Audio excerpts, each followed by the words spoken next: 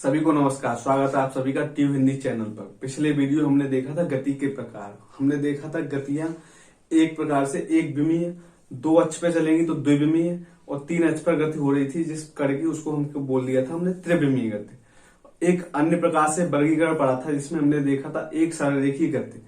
अगर किसी कण की गति किसी एक ही दिशा में हो रही थी तो उसको हमने बोला था एक सरलरेखीय गति। एक सरलरेखीय गति में क्या हो रहा था कि गति की दिशा के अनुदिश बल कार्य करता था। आज हम देखते हैं उससे आगे वाला पार्ट जिसमें हम देखेंगे वृत्तीगत क्या होती है। वृत्तीगत में क्या होता है कि कोई भी कण जिस दिशा में गतिमान होता है उस कण उस दिशा के लंबवत बल कार्य करता है, तो वह गति क्या कहलाती है? वृत्तीगत कहलाती है। इसको हम एक बार समझ लेते हैं।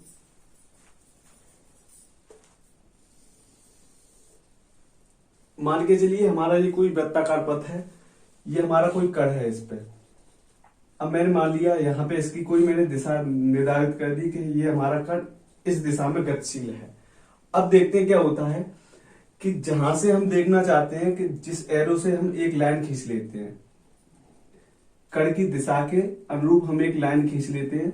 अब लाइन के हमने देखा वृत्तीगत में क्या होता है कि जिस दिशा में कण की गति होती है उस दिशा के लंबवत एक बल कार्य करने लगता है। तो इधर एक बल कार्य करने लगेगा 90 अंश पे। अब क्या होना क्या चाहिए था, ये कर जाना चाहिए था सीधा, लेकिन होता यह है कि इस पे एक केंद्र की ओर बल कार्य करने लगता है जिससे ये कण को अपनी ओर खींचने का प्रयास करता है। तो ये सीधा ना जाके क्या होगा, ये एक मुड़ने का प्रयास करने लगता है। अब मान के चलिए ये हमारा कण यहाँ पे आ गया। अब यहाँ पे हम एक लाइन ड्रॉ कर सकते हैं। अब हमने देखा कि जाना चाहिए था ये कण इस दिशा में, ठीक है, लेकिन इस पे एक बल कार्य करता है। वो कैसा करता है? केंद्र की ओर कार्य करता है और 90 डिग्री पे हमारा कार्य करता है। अब हम एक स्थिति यहाँ पे देखते हैं। मान लीजिए कण यहाँ पे आ गया, तो अब इसकी दिशा कैसी है गति की? हमारी इस तरफ है इसकी, ठीक है, इस तरफ है हमारी। लेकिन इस पे क्या एक बल कार्य करता है केंद्र की ओर, और वो भी कैसा करता है? लंबवत। तो ये सीधा ना जाके क्या करेगा? अपनी ओर खींचेगा। तो ये कण सीधा नहीं जाता, इसलिए और ऊपर चलने का प्रयास करता है। अब मान के चलिए एक स्थिति ऐसी है कि कण हमारे यहाँ पे आ गया, तो हम देखते हैं यहाँ पे हमने एक लाइन खींचा।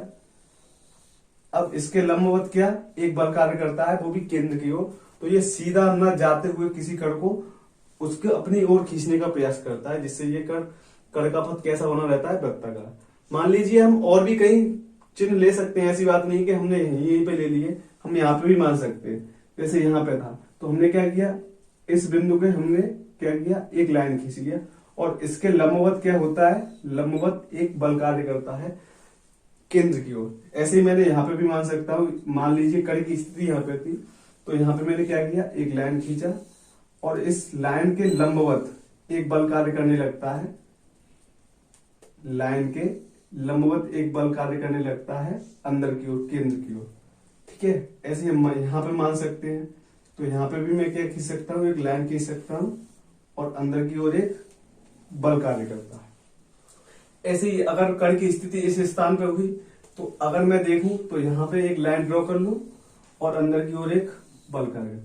तो बल क्या है ना, अगर किसी कण की दिशा के लंबवत कार्य करता है, हमने देखा, तो क्या होता है, कण सीधा न जाके एक वृत्ताकार मार्ग का अनुसरण करने लगता है। हेडिंग है आपकी वृत्तीय गति,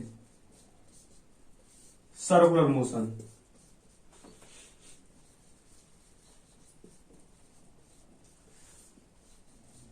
सर्कुलर मोशन। अब जो हमने समझा बस वही हमको लिखना है और कुछ अलग नहीं लिखना है। तो वस्तु की जगह कण भी हो सकता है, ठीक है। वस्तु की गति के दौरान, वस्तु की गति के दौरान वस्तु की दिशा, वस्तु की गति की दिशा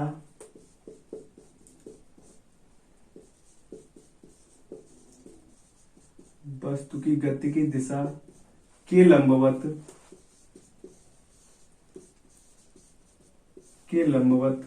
एक बल कार्य करता है। एक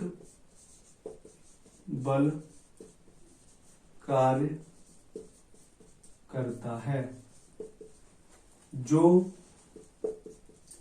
इस वस्तु को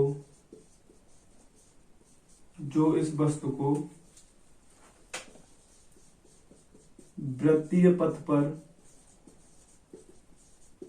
बनाए रखता है,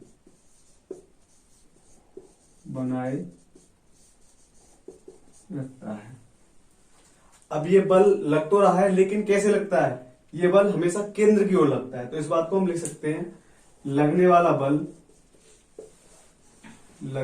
बल हमेशा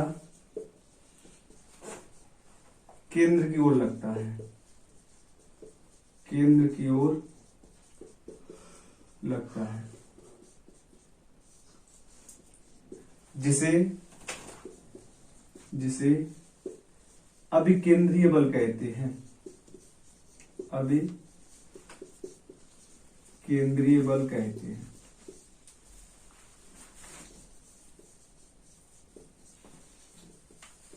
हम पढ़ते भी चले आ रहे हैं, जो केंद्र की ओर बल कार्य करता है उसको हम क्या बोल देते हैं? अभिकेंद्रीय बल को बोल देते हैं हम इसको। चित्र से स्पष्ट है, यहाँ पे हम देख सकते हैं कि कोई कण अगर मान लीजिए पहले कहां पे था, इस दिशा में गति कर रहा था, अगले समय हमने देखा कि अब कण हमारा किस दिशा में गति कर रहा है? इस दिशा में गति कर रहा है। थोड़े समय बाद देखा हमने उसकी दिशा चित्र से स्पष्ट हो रही है कि हर समय पे कण अपनी दिशा में परिवर्तित करता चला जा रहा है।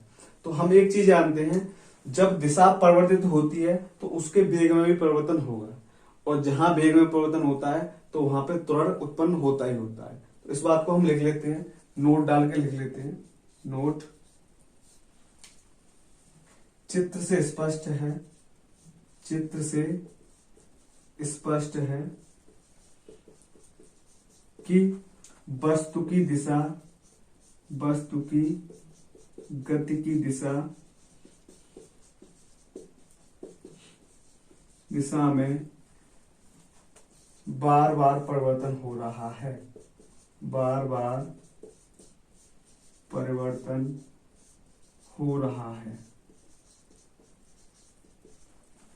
अतः इसके वेग में भी परिवर्तन होगा।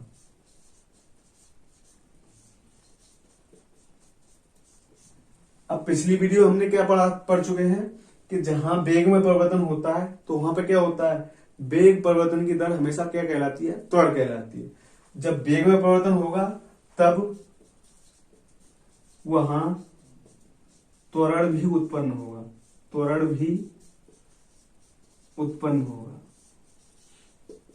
तो अब हमारा क्या त्वरण भी है। मान के चलिए ये हमारी कोई वस्तु थी, जिसका द्रव्यमान क्या था? हमारा m। तो अब वस्तु का द्रव्यमान क्या है? हमारा वस्तु का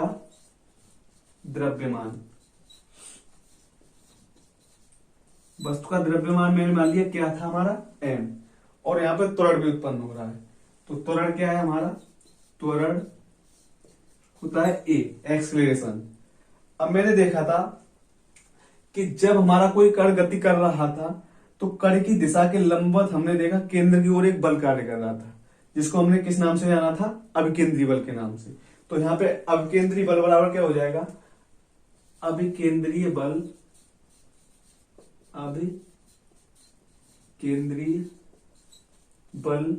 इसको मैंने F से डिनोट कर दिया। F बराबर क्या हो जाएगा? m द्रव्यमान गुणा त्वरण, ये इसका हो जाएगा। लेकिन हमने एक चीज जाना कि यहाँ पे कण किस दिशा में गति कर रहा है? एक वृत्तीय पथ पे गति कर रहा है। तो यहाँ पे a बराबर क्या हो जाएगा? त्वरण बराबर हो जाएगा जिस वेग से कोई कण गति कर रहा है उस वेग का स्क्वायर बट्टा इस पथ की त्रिज्या r। तो त्वरण बराबर हम क्या लगाएंगे? वेग का वर्ग बट्टे त्रिज्या। तो हम यहाँ पे इसका वैल्यू पुट कर सकते हैं f के में। तो f बराबर हमारा क्या है? m, और एक हमने क्या मान रख दिया? v square upon r। तो जो ये मान निकल के आएगा F बराबर m into v square upon r, ये क्या है? हमारा अभिकेंद्रीय बल। इस पे हमें एक प्रश्न भी बना सकते हैं न्यूमेरिकल बेस। जैसे मान के चलें एक वृत्ताकार पथ जिसकी त्रिज्या 10 सेंटीमीटर है, 10 सेंटीमीटर है, जिस पर 5 किलोग्राम द्रव्यमान का कोई कण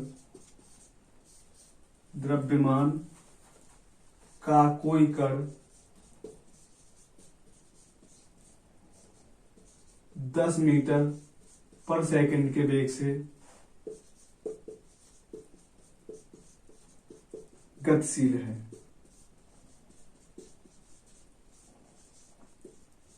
तब कण पर लगने वाला अभिकेंद्रीय बल क्या होगा? लगने वाला अभिकेंद्रीय बल क्या होगा? तो हमने देखा फॉर्मूला क्या था अभिकेंद्रीय बल वाला,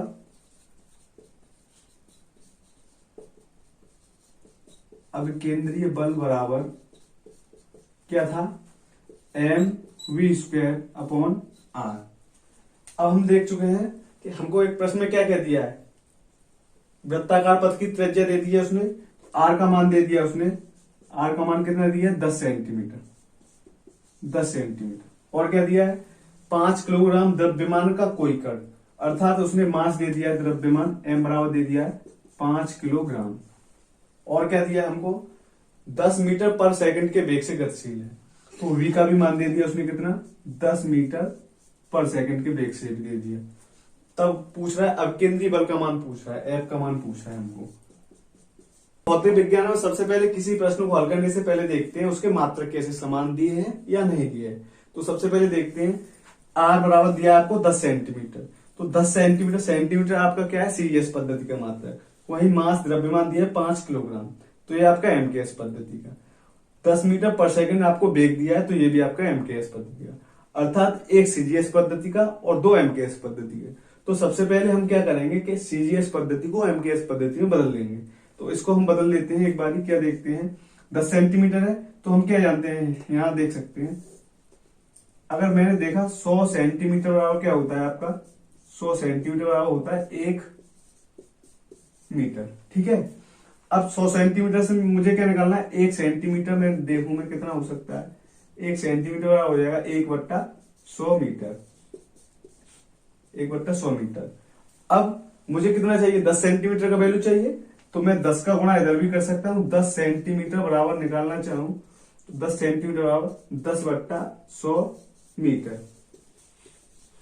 अर्थात कितना निकल के आ गया? 1/10 मीटर। अब हमारा ये भी मात्रक मीटर में निकल के आ गया एमकेएस पद्धति में। अब सबके सब मात्रक जितने भी हमारे सबके सब एमकेएस पद्धति में। तो अब हम मान निकाल सकते हैं। तो F बराबर अभिकेंद्रीय बल बराबर mv² r।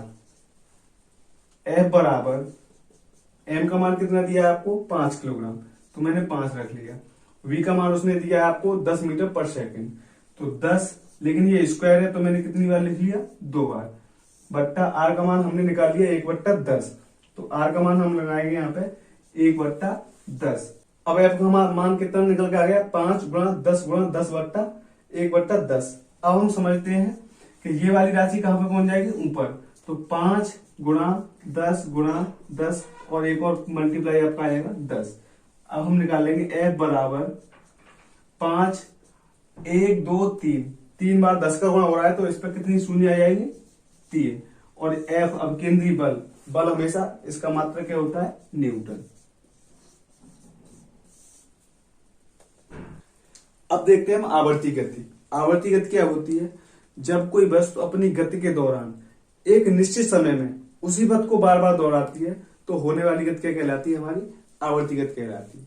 जैसे हम एग्जांपल के थ्रू समझने का प्रयास करें तो इलेक्ट्रॉन की गति। अब नाभिक के चारों ओर इलेक्ट्रॉन क्या करता है? एक कक्षा में ही गति करता रहता है और एक निश्चित समय में अपनी गति को पूरा कर लेता है।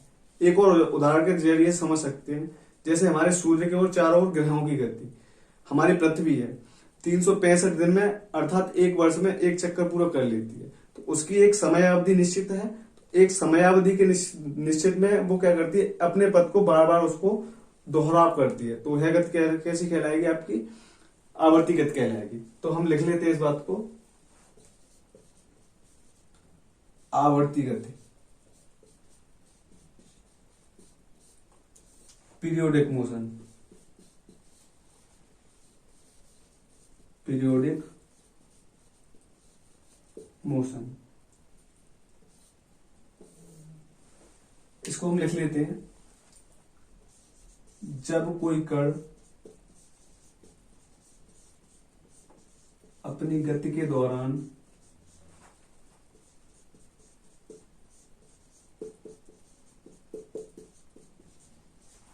एक निश्चित समय बाद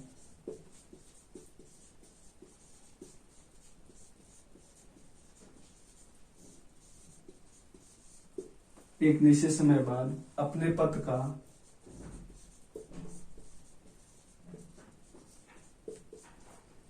पथ को दोहराता है,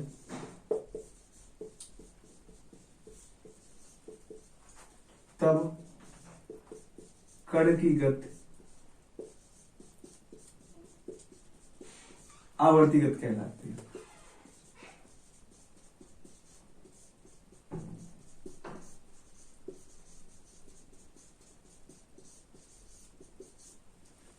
अर्थात एक निश्चित समय में वो क्या करेगा, उस पथ को बार बार दोहराने का प्रयास करता है। तो होने वाली गति क्या कहलाती है, आवर्ती गति कहलाती है। जैसे इसके एग्जाम्पल भी लिख सकते हैं, जैसे सूर्य के चारों ओर ग्रहों की गति,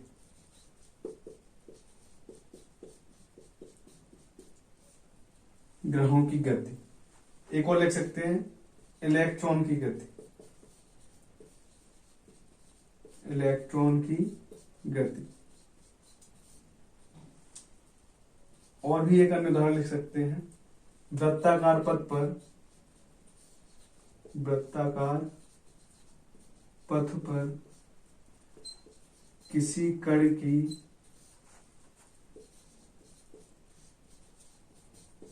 एक नियत वेग से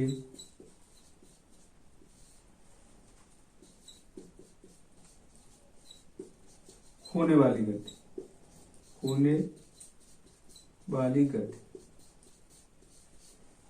अब क्या है, जितने भी ग्रह हैं वो सूर्य के चारों ओर एक निश्चित समय अवधि में एक परिक्रमा कर लेते हैं। ऐसे इलेक्ट्रॉन अपने नाभिक के चारों ओर एक समय में परिक्रमा करता है। ऐसे वृत्ताकार पथ पर किसी कण की एक नियत वेग से होने वाली गति क्या कहलाएगी, हमारी आवर्ती गति, पीरियोडिक मोशन कहलाएगा। जब वृत्तीय गति हमने पढ़ा था तो हमने देखा था कि जैसे मान के चलिए हमने क्या पढ़ा था, जब वृत्तीय गति ये था तो जैसे कण की दिशा इधर थी तो बल एक कार्य कर रहा था, जिस जो केंद्र की ओर एक बल कार्य कर रहा था, जिसको हमने किस नाम से जाना था, अभिकेंद्रीय बल के नाम से। क्या नाम था इसका, अभिकेंद्रीय बल। तो हमने एक नियम पढ़ा था गति का तृतीय नियम, क्रिया के बदले प्रतिक्रिया। जिस समान परिमाण से जिस दिशा में एक क्रिया होती है, उसी समान परिमाण से विपरीत दिशा में भी एक क्रिया होती है। तो मान के चलिए, मैंने मान लिया ये है आपका, इधर मैंने मान लिया 5 न्यूटन का बल कैसे कार्य कर रहा था, अभिकेंद्रीय बल, और वो भी किधर कार्य कर रहा था, केंद्र की ओर। तो हमने नियम नंबर 3 पढ़ा था गति का, तो उसमें क्या था, जितने परिमाण के साथ इधर हमारी क्रिया होगी उतने ही परिमाण के साथ विपरीत दिशा में भी एक क्रिया होगी। अर्थात इस दिशा में यहां से मेन पॉइंट से हमने इधर भी देखा तो एक क्रिया होगी। तो कितने परिमाण की होगी, 5 न्यूटन की ही एक विपरीत दिशा में क्रिया होगी। तो जो केंद्र की ओर बल कार्य करता है इसको बोलते हैं हम अभिकेंद्रीय बल, और जो केंद्र से दूर काम करता है उसको बोलते हैं हम अपकेंद्रीय बल। तो ये वाला कौन सा बल बोला जाएगा, अपकेंद्रीय बल। सेंट्रीफ्यूगल फोर्स होता कुछ नहीं है, अभिकेंद्रीय बल केंद्र की ओर कार्य करता है, अपकेंद्रीय बल केंद्र से दूर कार्य करता है। तो इसको हम लिख लेते हैं एक बार, अपकेंद्रीय बल को, अपकेंद्रीय बल, सेंट्रीफ्यूगल फोर्स। सेंट्रीफ्यूगल फोर्स, अपकेंद्रीय बल। जैसे जैसे हमने देखा उसी हिसाब से लिखते चलते हैं बस। वृत्तीय गति करते हुए, वृत्तीय गति करते हुए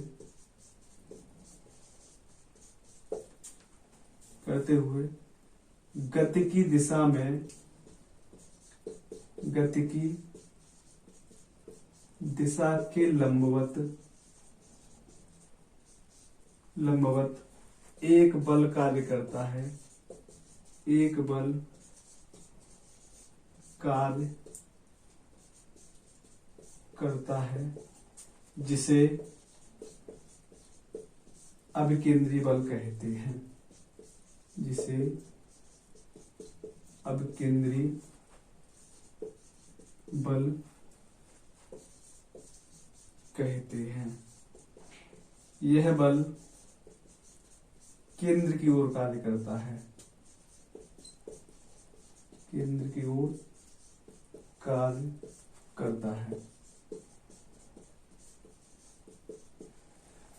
इस बल के विपरीत, इस बल के विपरीत दिशा में, विपरीत दिशा में समान परिमाण का, समान परिमाण का एक अन्य बल कार्य करता है, एक अन्य बल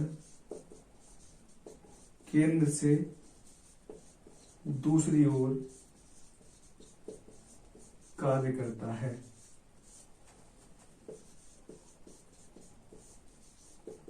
कार्य करता है। इस बल को अपकेंद्रीय बल कहते हैं, अपकेंद्रीय बल कहते हैं। जो अपकेंद्रीय बल केंद्र की ओर कार्य करता है और अपकेंद्रीय बल केंद्र से दूर कार्य करता है। इसके कुछ अन्य उदाहरण हैं, उदाहरण से समझते हैं हम।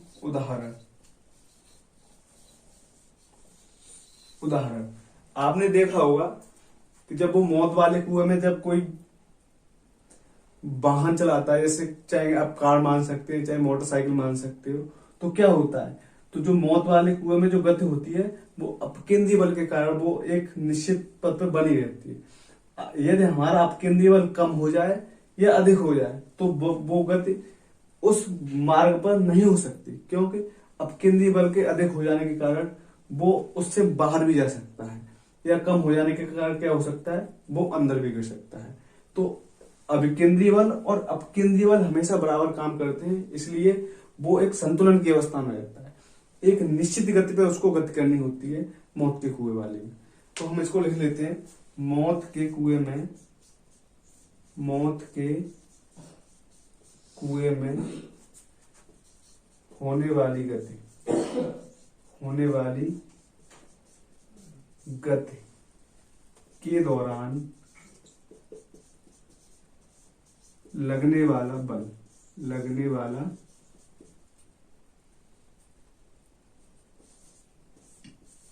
बल। एक और अन्य उदाहरण समझते हैं, जैसे दूध से मक्खन, दूध से मक्खन निकालने पर, हम क्रीम भी बोल सकते हैं, बात एक ही है, चाहे मक्खन चाहे क्रीम बोल सकते हैं। दूध से मक्खन निकालने पर जो बल लगता है वो अपकेंद्रीय बल। एक और उदाहरण समझो, जैसे वॉशिंग मशीन, वॉशिंग मशीन में कपड़ों को धुलने पर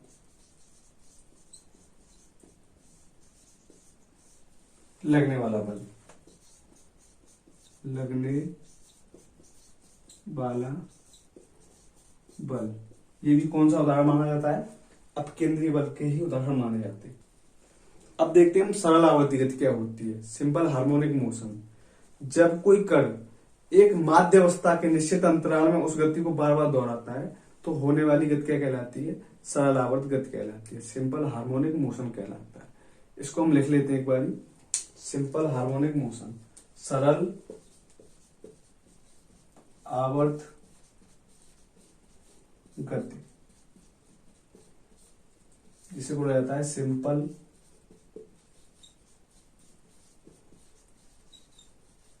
हार्मोनिक मोशन।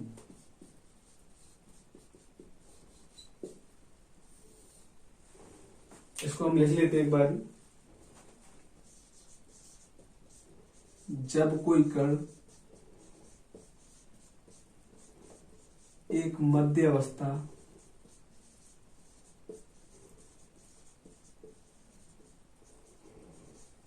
के इधर उधर अपनी गति के पथ को दोहराता है,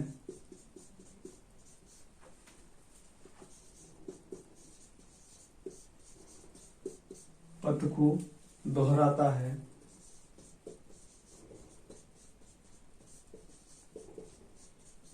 तब कण की यह गति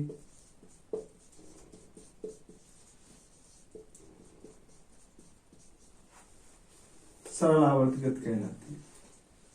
सरल आवर्त गति कहलाती है।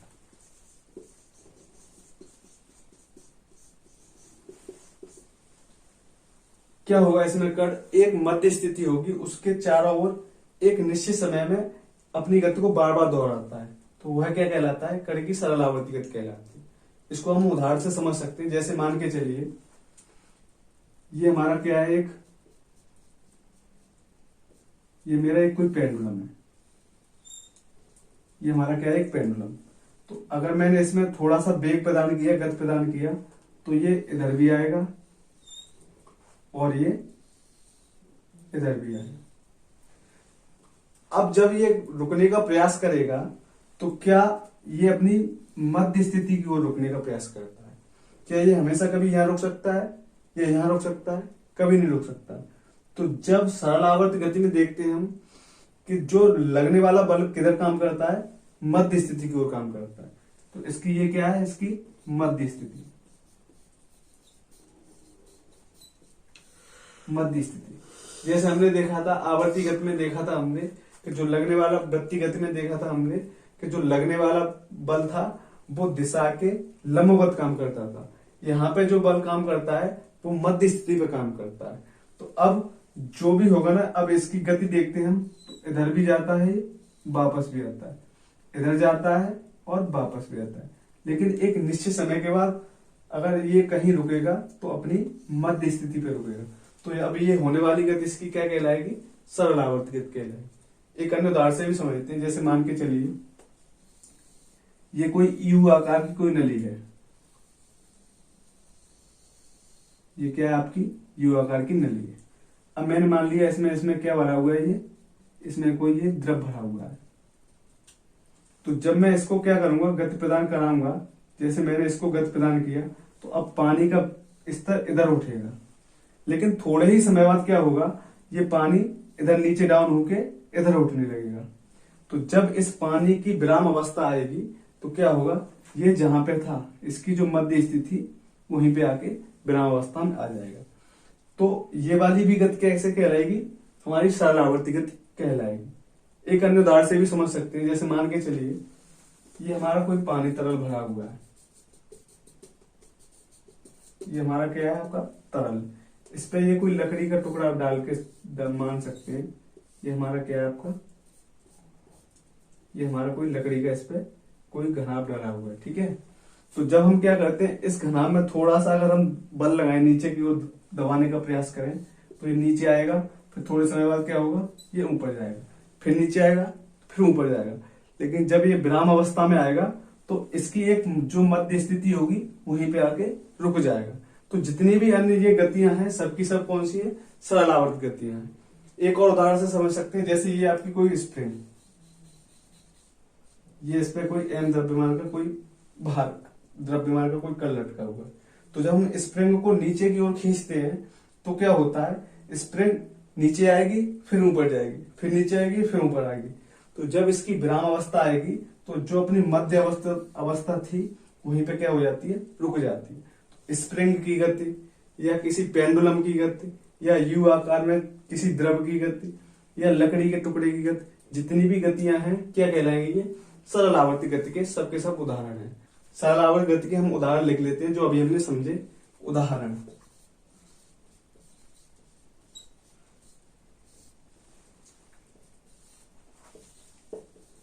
पेंडुलम की गति,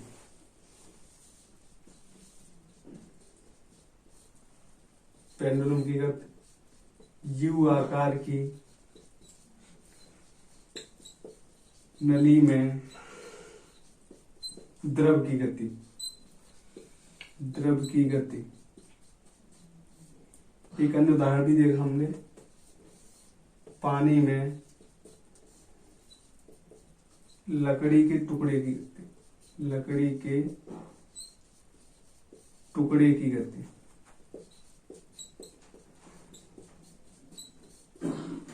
एक उदाहरण लिख सकते हैं, स्प्रिंग की गति, स्प्रिंग की गति। जितनी भी होने वाली गतियां हैं ये सबकी सब कौन सी मानी जाती है, सरल आवर्ती गति, क्योंकि यहाँ पे जो बल काम करता है वो मध्य अवस्था में काम करता है। तो नोट पॉइंट भी लिख सकते हैं वैसे हम, नोट। सरल आवर्त गति में, सरल आवर्त गति में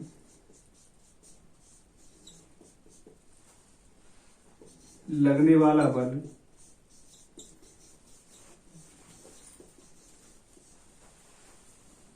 कण की मध्य अवस्था पर, कण की मध्य स्थिति भी बोल सकते हैं, स्थिति पर कार्य करता है।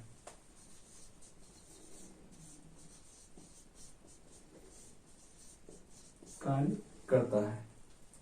अब हम देखते हैं सरल आवर्त गति के घटक। घटक क्या क्या होते हैं। जैसे मान के चलिए ये कोई पेंडुलम है, तो इसकी मध्य स्थिति क्या है, ये आपकी ये मध्य स्थिति है। अगर इसमें थोड़ा सा भी वेग प्रदान कर दिया जाए, थोड़ा गति प्रदान कर दिया जाए, तो क्या होगा, जब ये पेंडुलम इधर जाएगा, इधर जाएगा, फिर ये वापस आएगा, फिर इधर जाएगा, फिर ये वापस आएगा। तो ये जब गति करता है तो सबसे पहले हम देखते हैं आयाम क्या होता है, कि कोई भी गति करता हुआ कण, गति कैसी होनी चाहिए, सरल आवर्ती गति होनी चाहिए। तो परिभाषा कैसे बनेगी, जब कोई कण सरल आवर्ती गति करते हुए मध्य स्थिति से जितना विस्थापित होता है वह दूरी उसका क्या कहलाती है, आयाम कहलाती है। दोबारा से समझे अगर नहीं समझ में आया तो, जब कोई कण सरल आवर्ती गति करते हुए अपनी मध्य स्थिति से जितना दूरी पर विस्थापित हो जाता है, मतलब जितना विस्थापित हो जाता है, वह विस्थापन उसका क्या कहलाता है, आयाम कहलाता है। तो ये तो हुआ उसका आयाम, और ये क्या हुआ उसका आयाम। ये दूरी उसकी क्या कहलाएगी, उसकी आयाम। अब दूसरा देखते हैं, एक शब्द होता है आवर्तकाल। आवर्तकाल, टाइम पीरियड। आवर्तकाल क्या होता है, मान के चलिए ये कोई इस पेंडुलम की मध्य स्थिति थी, तो यहां जाने में, फिर वापस आने में, और यहां जाने में, फिर वापस आने में, अर्थात किसी पेंडुलम को एक चक्कर को पूरा करने में जितना समय लगता है वह उसका क्या कहलाता है, आवर्तकाल कहता है। अब एक चीज पढ़ेंगे हम, आवृत्ति। आवृत्ति, फ्रीक्वेंसी। आवृत्ति क्या होती है, एक सेकंड में कोई भी कण या पेंडुलम हो सकता है, कुछ भी हो सकता है, एक सेकंड में कोई भी कण जितने चक्कर पूरे कर लेता है, चक्कर को हम दोलन भी बोल सकते हैं, ठीक है, कोई जितने दोलन पूरे करता है, दोलनों की संख्या क्या कहलाती है, उसकी आवृत्ति कहलाती है। तो अब हम एक बार इसको लिख लेते हैं। सबसे पहले लिखते हैं आयाम।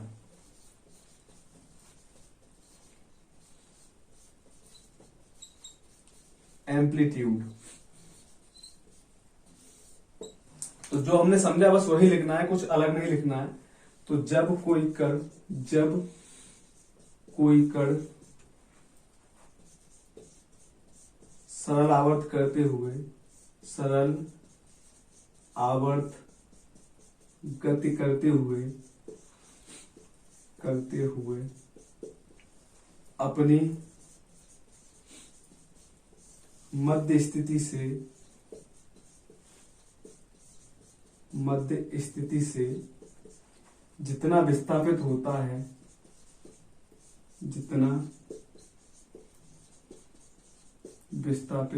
है,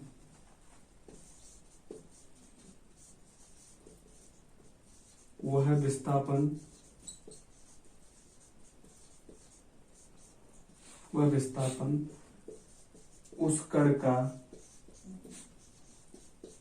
आयाम कहलाता है। आयाम कहलाता है। अब हम देखते हैं आवर्तकाल क्या होता है। आवर्तकाल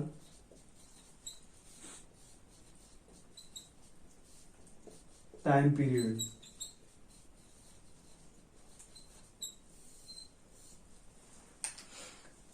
किसी कण को सरल आवर्त गति करते हुए एक चक्कर पूरा करने में जितना समय लगता है उसका क्या कहलाता है? आवर्तकाल कहलाता है। तो सरल आवर्त गति करते हुए सरल आवर्त गति करते हुए किसी कण को कण लिख सकते हैं, हम पेंडुलम भी लिख सकते हैं, कोई दिक्कत वाली बात है नहीं। किसी कण को या पेंडुलम को एक कंपन या बोल सकते हैं दोलन, या हम चक्कर भी बोल सकते हैं, कुछ भी मिल जाए, बात एक ही है। सरल आवर्त गति करते हुए किसी कण या पेंडुलम को एक कंपन पूरा करने में जो समय लगता है वह उस कण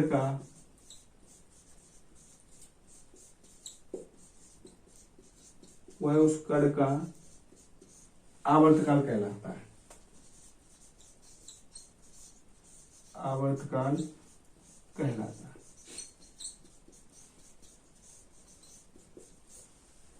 कुछ कठिन नहीं है, वैसे समझ में आ गया होगा, और यदि नहीं आ रहा हो तो थोड़ा वीडियो को दोबारा से देख लें और अच्छे से समझ में आ जाएगा।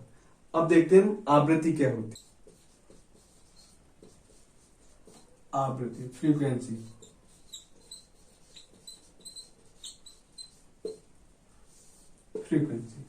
लिख लेते हैं हम।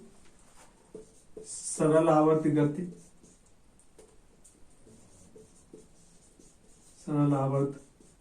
गति करते हुए कोई कण एक सेकंड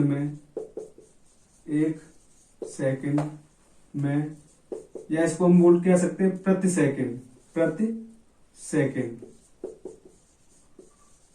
प्रति सेकंड में जितने दोलन, या हम बोल सकते हैं कंपन, या बोल सकते हैं हम चक्कर, जितने चक्कर पूरे करता है वह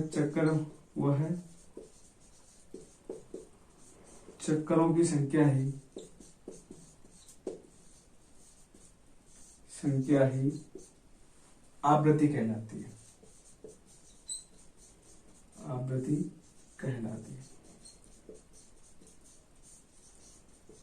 इसे हम स्मॉल n से प्रदर्शित करते हैं।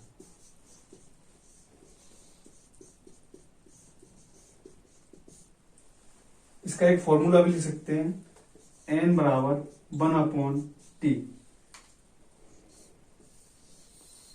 जहां t क्या है? जहां t आवर्तकाल तो n बराबर 1/t। पेंडुलम से कुछ प्रश्न बन जाते हैं, जैसे समझ सकते हैं इस चीज को। जैसे मान के चलिए ये कोई कण है जिसकी मध्य स्थिति यहाँ पे, पेंडुलम मान के चलिए, कोई दिक्कत नहीं है उससे। अब हम देखते हैं कि ये पेंडुलम जब हम इसमें थोड़ा सा भी वेग प्रदान करते हैं तो ये पेंडुलम तब तक आगे जाता है जब तक इसका वेग शून्य न हो जाए।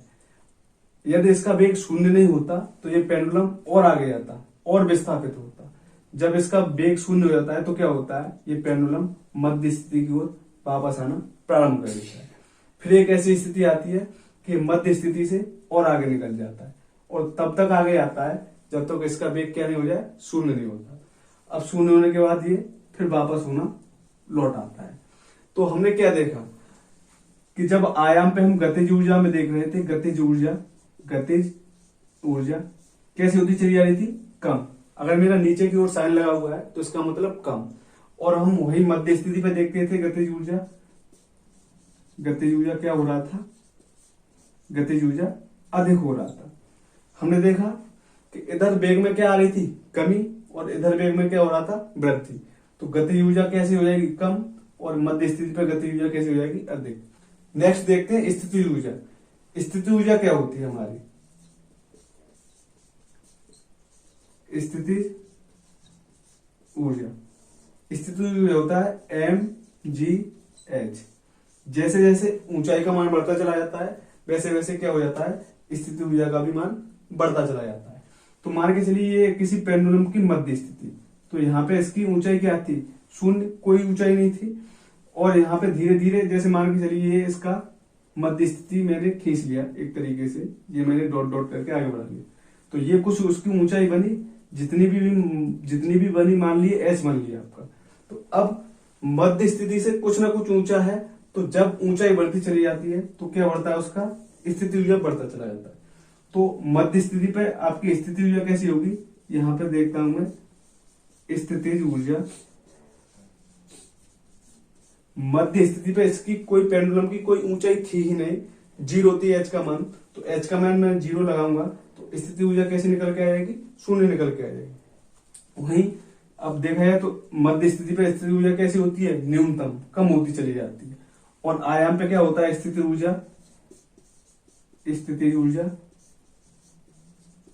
आयाम पे इसकी ऊंचाई बढ़ती चली जाती है, जहां ऊंचाई बढ़ेगी वहां पे स्थिति ऊर्जा का भी मान बढ़ता चला जाएगा। तो स्थिति ऊर्जा हमारी क्या होती है, आगे बढ़ती जाएगी। तो यहां से क्या निष्कर्ष निकल रहा है कि मध्य स्थिति पर गतिज ऊर्जा तो अधिक होती है, वहीं स्थिति ऊर्जा न्यूनतम होती है। वहीं आयाम पे गतिज ऊर्जा में कमी आती है और स्थिति ऊर्जा बढ़ती है, वृद्धि होती है। ऐसे हम एक चीज और देख सकते हैं, हम देखते हैं कब जब कोई हमारा पेंडुलम आयाम की ओर वृद्धि करता चला जाता है, बढ़ता चला जाता है, तो यहाँ पे कुछ वेग क्या हुआ, वेग हमारा क्या हुआ, शून्य होता है, लगभग शून्य की ओर पहुंच जाता है। और फिर एक स्थिति ऐसी आती है कि वही पेंडुलम क्या होता है, मध्य स्थिति की ओर आना प्रारंभ कर देता है। तो जितना भी वेग में परिवर्तन होता है ना, वह कहाँ पे होता है, वो जितना भी वेग परिवर्तन होता है वो आयाम पे होता है। मध्य स्थिति पे वेग में परिवर्तन नहीं होता, जितना वेग में परिवर्तन होना है वो आयाम पे होता है। अब वेग में परिवर्तन क्या कहलाता है, वेग में परिवर्तन क्या कहलाता है, त्वरण, लेकिन किसके सापेक्ष, समय के सापेक्ष। तो जितना भी वेग में परिवर्तन हो रहा है कहां पे होता है, आयाम पे। तो त्वरण कहां पे अधिक होगा, आयाम पे। तो यहाँ पे क्या निकाल सकते हैं, त्वरण अधिक कहां पे होगा, आयाम पे। वही स्थिति यहाँ मध्य स्थिति पे क्या होगा, त्वरण न्यूनतम होगा, त्वरण क्या होगा यहाँ पे, न्यूनतम होगा। तो इन चीजों को अगर मैं एक निष्कर्ष तरीके से निकालना चाहूं तो मैं यहाँ पे एक लिख सकता हूं, यहाँ पे लिखता हूं मध्य स्थिति,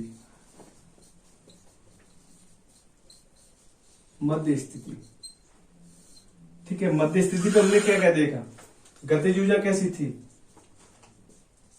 गतिज ऊर्जा अधिकतम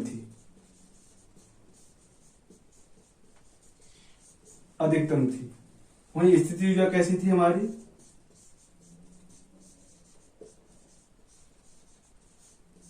स्थिति ऊर्जा थी हमारी न्यूनतम, ठीक है। अब मैं देखता हूं त्वरण हमारा मध्य स्थिति पे कैसा था, यहाँ पे एक समान ही वेग था, तो जब एक समान वेग होता है तो वहां पे त्वरण होता है कम, न्यूनतम, अर्थात शून्य भी हो सकता है।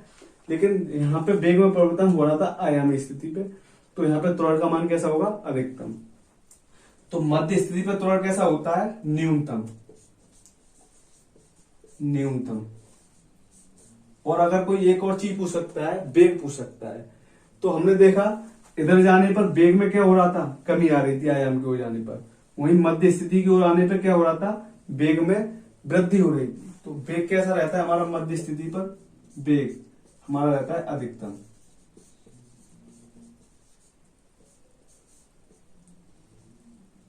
तो केवल हमको मध्य स्थिति पे हमको क्या जानना है, वेग कैसा रहता है, अधिकतम। गतिज ऊर्जा कैसी रहती है, अधिकतम। स्थितिज ऊर्जा कैसी रहेगी, न्यूनतम। और त्वरण कैसा रहेगा, न्यूनतम। इसके विपरीत देखते हैं हम आयाम स्थिति पर। आयाम पे हमने क्या देखा, गतिज ऊर्जा कैसी थी। पहले तो हम वेग ही देख लेते हैं। वेग कैसा था, कम या न्यूनतम बोल सकते हो। वही गतिज ऊर्जा कैसी थी, गतिज ऊर्जा भी कैसी थी, न्यूनतम। हम जानते हैं ना गतिज ऊर्जा फॉर्मूला क्या होता है। गतिज ऊर्जा का फॉर्मूला होता है 1/2 mv²। जैसे जैसे वेग का मान बढ़ेगा वैसे वैसे आपका काइनेटिक एनर्जी, गतिज ऊर्जा का भी मान बढ़ता चला जाएगा। जैसे जैसे v का मान कम होगा वैसे वैसे k का मान भी कम होता चला जाएगा। तो जब यहाँ पे वेग अधिकतम था तो गतिज ऊर्जा भी कैसी आई थी हमारी, अधिकतम। अब यहाँ पे वेग कम है तो सीधी सी बात है गतिज ऊर्जा भी कैसी आएगी, न्यूनतम ही आएगी, कम ही आएगी। नेक्स्ट स्थिति ऊर्जा कैसी है आयाम पे देखो, क्योंकि ऊंचाई बढ़ती चली जा रही है और स्थिति ऊर्जा किस पे डिपेंड करती है, हमेशा ऊंचाई पे डिपेंड करती है। तो स्थिति ऊर्जा कैसी हो जाएगी आपकी, स्थिति ऊर्जा हो जाएगी आपकी अधिकतम।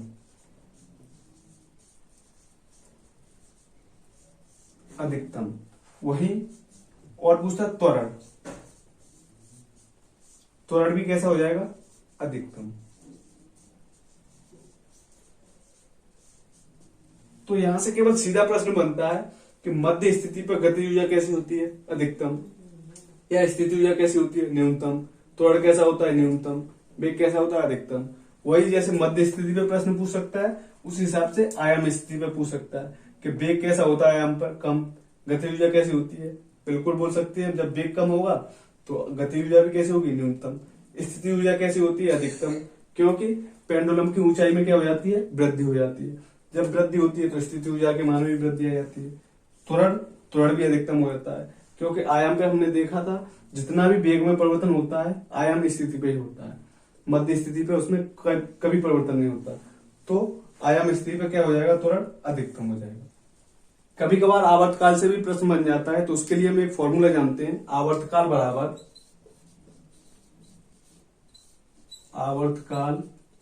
यहां पे बोल देते हैं टाइम पीरियड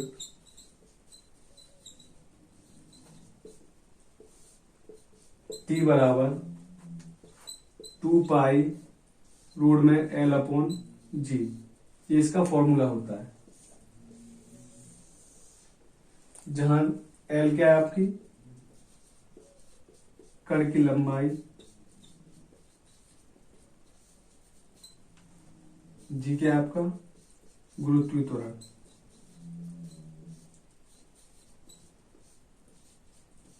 कण की लंबाई बोल सकते हैं हम, पेंडुलम की भी लंबाई बोल सकते हैं, पेंडुलम की लंबाई। जी गुरुत्वीय त्वरण हो गया, ठीक है। यहाँ पे आवर्तकाल,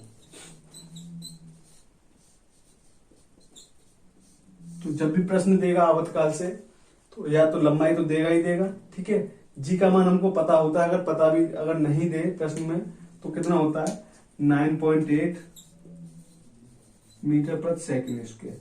ये इसका एक नियत मान होता है, निश्चित मान होता है। तो यह देता है तब तो ठीक है, अगर नहीं देगा तो हम 9.8 मीटर पर सेकंड स्क्वायर उसका यूज किया करेंगे। अब तक हमने देखा था गति के प्रकार में। सबसे पहले देखा हमने क्या, वृत्तीय गति देखा, फिर हमने देखा आवर्ती गति क्या होती है, अभिकेंद्रीय बल देखा, अपकेंद्रीय बल देखा, साथ ही साथ हमने देखा सरल आवर्ती गति क्या होती है, सरल आवर्ती गति के घटक भी देखे, जहां हमने देखा आवर्तकाल क्या होता है, आयाम क्या होता है, आवृत्ति क्या होता है। उसके साथ साथ हमने देखा कि किस स्थिति पे, आयाम स्थिति या मध्य स्थिति पे कौन गतिज ऊर्जा या स्थिति ऊर्जा अधिक होती है, न्यूनतम होती है। गति से जितने भी हमारी संभावनाएं बनती थी प्रश्न आने की, उतना लगभग हमने अब तक की वीडियो में कवर कर चुके हैं। यदि आपको हमारी ये वीडियो पसंद आए हो तो वीडियो को लाइक करें, शेयर करें और चैनल को सब्सक्राइब करें। Thank you.